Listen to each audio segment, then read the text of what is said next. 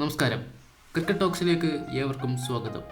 Border Gavaskar ട്രോഫിക്കുള്ള ആദ്യ മത്സരം Indian സമയം നാളെ 7:50 നടക്കും. മത്സരം പെർത്തിലായിരിക്കും നടക്കുക.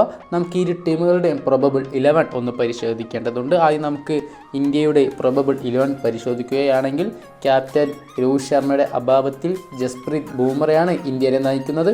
അപ്പോൾ ഓപ്പണിങ്ങിൽ സ്വാഭാവികമായി മാറ്റം വരും.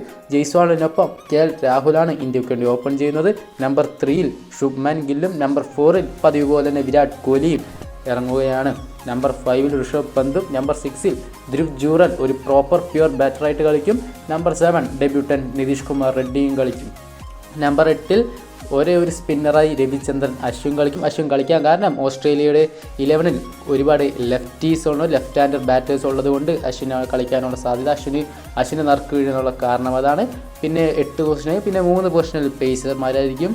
മുഹമ്മദ് സിറാജും നായകൻ ജസ്പ്രീത് ബുംറയും ഹർഷിത് റാനയും കളിക്കാനാണ് സാധ്യത.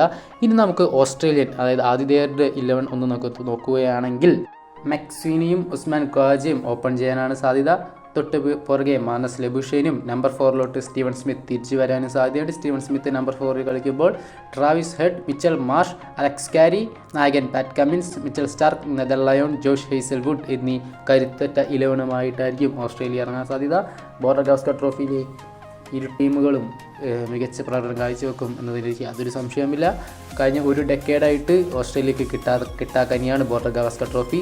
ഓസ്ട്രേലിയയിൽ നടന്ന കഴിഞ്ഞ 2 ബോർഡർ ഗവാസ്കർ ട്രോഫിയും നമ്മുടെ ഇന്ത്യയാണ് നേടിയത്. അതുകൊണ്ട് ഓസ്ട്രേലിയക്കാർ കയ്യും മെയ്യും മറന്ന് കപ്പിന് വേണ്ടി അവർ പരിശ്രമിക്കുമെന്ന് യാതൊരു സംശയവുമില്ല. ബോർഡർ ഗവാസ്കർ ട്രോഫിയുടെ പുതിയ വാർത്തകളുമായി ക്രിക്കറ്റ് ടോക്സ് വീണ്ടും എത്താം. നന്ദി.